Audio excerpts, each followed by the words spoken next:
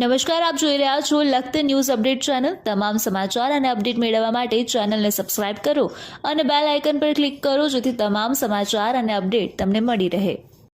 લખતર ગામના પૌરાણિક રામહેલમાં રામનવમીના પાવન તહેવાર નિમિત્તે મહાઆરતીનું આયોજન કરવામાં આવ્યું। શાસ્ત્રોમાં વર્ણવ્યા મુજબ ભગવાન રામનો જન્મ ત્રેતા યુગમાં ચૈત્ર માસના શુક્લ પક્ષની નવમીના દિવસે થયો હતો।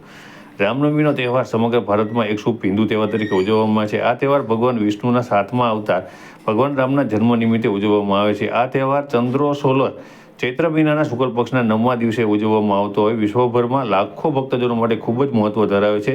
રામનવમીનો તહેવાર માત્ર ભગવાન રામના જન્મનું જ નહીં પણ અનિષ્ટ તત્વો પર સારા તત્વની જીત અને સદાચાર ધર્મના શાશ્વત સિદ્ધાંતોનું પ્રતીક છે।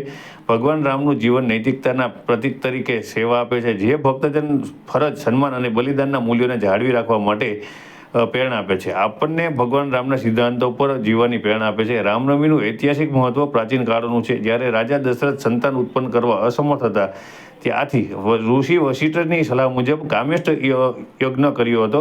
પરિણામે રાણી કૌશલ્યાની કુખે ભગવાન શ્રી રામ, સુમિત્રાની કુખે શત્રુઘ્ન, લક્ષ્મણ અને કૈકેયીની કુખે ભરતનો જન્મ થયો હતો।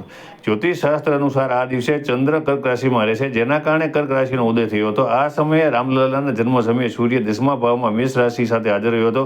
આ ઉપરાંત ગજકેસરી યોગ પણ થઈ રહ્યો છે। એવું માનવામાં આવે છે કે શ્રી રામના જન્મ સમયે તેમની કુંડલીમાં ગજકેસરી યોગ હતો। ત્યારે લખતર રામહેલમાં ભગવાન શ્રી રામના જન્મની ઉજવણીના ભાગરૂપે રામહેલ જ્યાંથી બનાવવામાં આવ્યો ત્યારથી દર વર્ષે ભગવાન શ્રી રામના જન્મની ઉજવણી ભાવપૂર્વક, ભક્તિપૂર્વક, શ્રદ્ધાપૂર્વક કરવામાં આવે છે। આજે રામ જન્મની ઉજવણીને લઈને રામ જન્મની ઉજવણીના ભાગરૂપે રામ જન્મ મહોત્સવ સાથે મહાઆરતીનું પણ આયોજન કરવામાં આવ્યું હતું અને મોટી સંખ્યામાં શ્રદ્ધાળુ ભક્તજન, મહિલા, પુરુષો, નાના બાળકો ઉપસ્થિત રહ્યા। ભગવાન શ્રી રામને હિંડોળામાં ઝુલાવ્યા।